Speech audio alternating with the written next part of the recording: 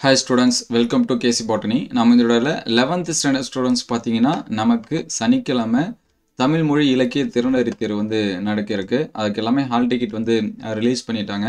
நீங்க hall ticket இன்னும் வாங்காம இருந்தீங்கன்னா உங்களுடைய ஸ்கூல்ல HMs வந்து சைன் பண்ணி டவுன்லோட் பண்ணி வச்சிருப்பாங்க. டவுன்லோட் பண்ணி சைன் பண்ணி வச்சிருப்பாங்க. அவங்கள்ட்ட மறக்காம நாளைக்கு என்ன பண்ணீங்க வாங்கிக்கங்க. ஸோ நமக்கான எக்ஸாம் டேட் அப்படின்னு சொல்லி பார்த்தீங்கன்னா 11/10/2025 சனிக்கிழமை. ஒரு சில பேர் ஞாயிற்றுக்கிழமைன்னு நினச்சிட்டு இருப்பீங்க. ஸோ ஞாயிற்றுக்கிழமை கிடையாது, நமக்கு வந்து சனிக்கிழமை. எக்ஸாம் டைமிங் அப்படின்னு சொல்லி பார்க்குறப்ப 10 மணிலேருந்து 12 மணி வரைக்கும். அப்போ நான் வந்து 10 மணிக்கே போனால் போதுமா அப்படின்னு சொல்லிட்டு இருக்காதீங்க. ஸோ எக்ஸாம் சென்டருக்கு 9:30க்குள்ளார என்ன பண்ணுறங்க போயிடுங்க. மினிமம் 9 மணிக்கு போயிடுங்க.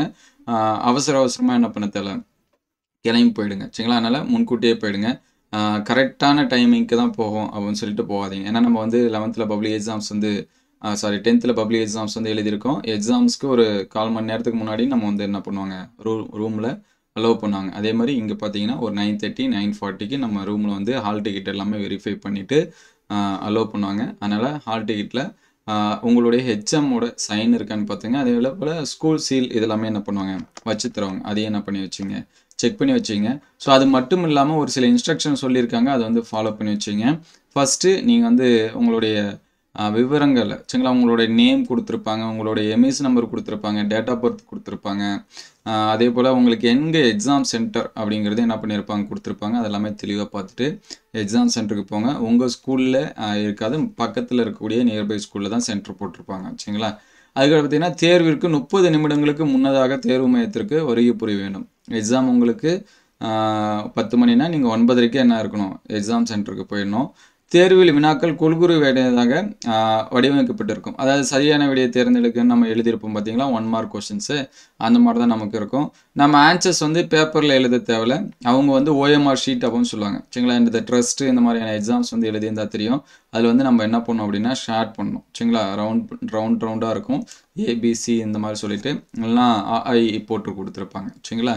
அந்த மாதிரி இருக்கும். நம்ம வந்து என்ன பண்ணணும், அதை வந்து ஷேர் பண்ணணும். ஸோ ஷேர் பண்ணுறதுக்கு கருப்பு மை பந்து முனை பேனாவை மட்டுமே பயன்படுத்த வேண்டும். அதனால் black colour ball point pen வந்து என்ன பண்ணி வச்சுங்க, மை பேனா அது வந்து வாங்கி வச்சுங்க. இங்கு பெண்ணில் எடுத்துகிட்டு போக வேண்டாம். சரிங்களா?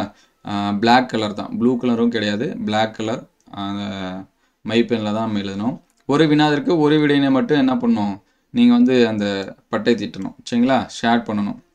எனக்கு ரெண்டுமே டவுட்டாக இருக்கனால நான் 2 ஷேர் பண்ணுறேன்னா உங்களுக்கு வந்து மார்க்கு கிடைக்காது, அதை பார்த்துங்க.